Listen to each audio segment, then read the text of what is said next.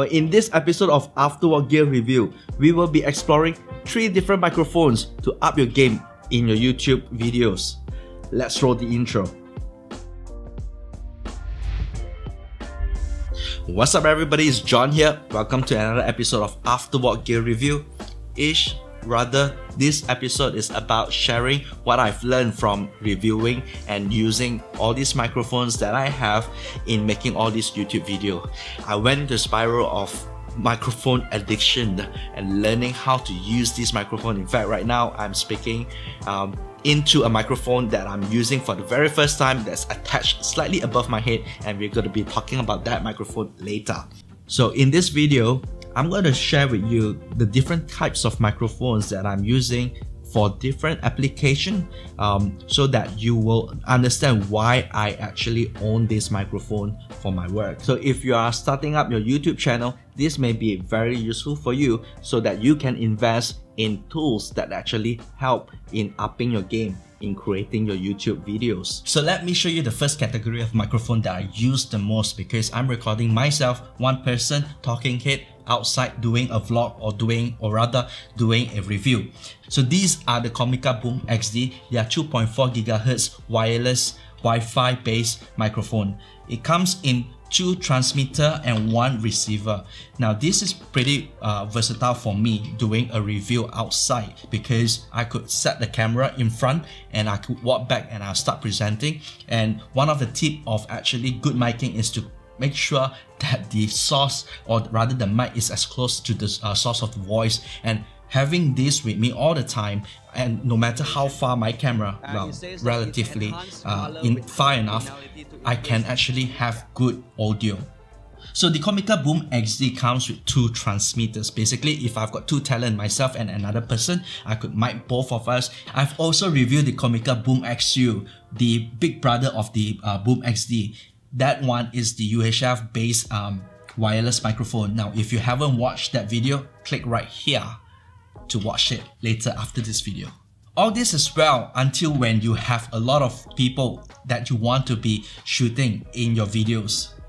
Let me show you the second category of microphone that I use plenty. What I have with me is a shotgun microphone. Now these are Supercardioid microphone where the sensitive area is actually right in front of here. And how I use this kind of mic is that I mount the mic on top of the hot shoe of a camera. So essentially wherever I point the camera towards to, and that's where it will be picking up the audio signal from. So imagine if I'm vlogging and I've got friends who I go around and vlog and talk to, I will be able to capture all of their voices without me miking them up individually with one of these microphones, right? So that solved that problem. Now the Comica TrackShot actually does one thing even better. What it is that it has a left and a right channel, and when I set this to both mono and turn one of the microphone to face towards me, it actually enabled me to be a vlogger, to be talking behind the camera whilst talking towards my talent in front, my subject, my friend in front, and record them so that they have good audio and I have good audio as well. So this is the Comica TrackShot microphone. Now I know what you're thinking, if this microphone can record everybody that's gonna be in the video, why on earth do I bother investing in a wireless microphone like this? Oh well, let me just show it to you, shall we? Give me a second. 3, 2, and I'm back. I've changed up the input of the microphone. Right now, what you're hearing is from the Comica TrackShot, which is about 5 to 7 meters away from me, that microphone. Now notice that room tone is a little bit quiet, hence you should be able to hear me pretty well, but it's gonna not be as clear as what these microphone would be. The first tip that I told you guys about, keeping the audio source as close to the mic as possible. Now having the Comica TrackShot 5 meters away from me is not keeping the microphone as close as possible to the audio source, which in an untreated room like where I am right now, you should be able to hear a little bit more hollow, echo, and things like that that's happening with the audio. It is relatively still okay at 5 meters. Imagine if the camera has to be like 10 meters away. Now imagine again if you are in the streets outdoor where there's cars passing by and it is like 5-7 meters away. My spoken words will be drowned out together with the environment sound around me, which then it makes it difficult and makes it inaudible for the audience viewing the video. And that's why we still need a wireless microphone like this to have the microphone as close to the audio source as possible. TLDR, right? At the end of the day, having the shotgun microphone, if you're a vlogger, if you're going around and doing random interviews and talking to your friends in front of a camera, I think that would be a good microphone to have. But if let's say you're doing a review like me going around talking head, just myself, these wireless microphones are pretty good. So I pushed the camera about 10 meters away right now. The Comica track shot is about 10 meters away from where I am. So what do you think? Does it make sense to use a shotgun microphone like that to record the audio if you're going to push your camera far away from me? Maybe the wireless microphone makes more sense. So right now I'm using the Comica Boom XD, the 2.4 gigahertz wireless microphone.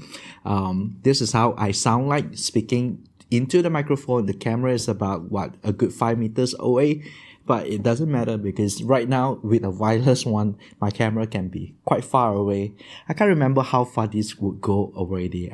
It's gotta be a good 50 meters out and should be still fine.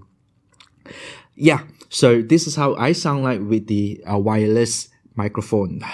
Now I zoom out and I've included the whole entire set just to show you this microphone that I'm using right now. This is the third kind of microphone that I want to be introducing to you guys. This, my friend, is the Comica CVM VP2 shotgun condenser microphone with a Supercardioid polar pattern right there. So why I'm pointing there is because the pattern over here, this is where the hot zone is. So if I want to speak directly to the microphone, it gives the best quality of audio in this region. So how do I sound like? In fact, this is like my first time actually using this microphone to make a YouTube video. Now this microphone is a nice to have. Now if you own the Boom XD or the Boom XU, which is the wireless microphone, you don't really need this. But with the untreated room, I'm hoping that a Supercardioid microphone would definitely help me in terms of upping the audio quality. What do you guys think about the audio quality of the VP2 right now?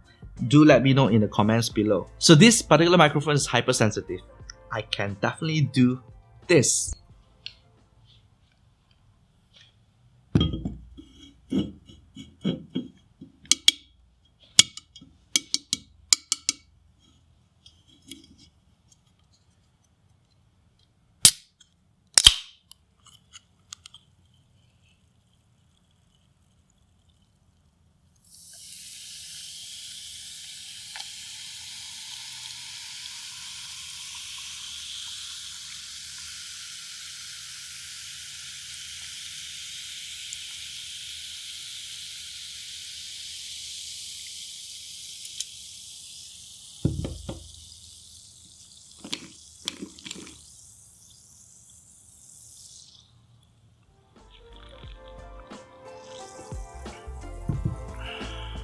So with the Comica VP2, it is going to be a permanent feature over here to record all my talking heads in the studio. Hopefully I get better audio. So there you have it, 3 different microphones for 3 different scenarios, 3 different kind of application. Well, I'm sure you can think of a lot more kind of application to use this microphone. Now if you are starting up a YouTube channel, or if your friend is starting up a YouTube channel, I hope that this video will help you understand these different kind of mics that is applicable for a lot of content creators out there. And if this video did help you guys, do consider like buy me a cup of coffee on this link over here. Otherwise, just subscribe to the channel if you're new, like this video, and watch more of the content that I create to support my channel. Okay, I'll see you guys on the next video.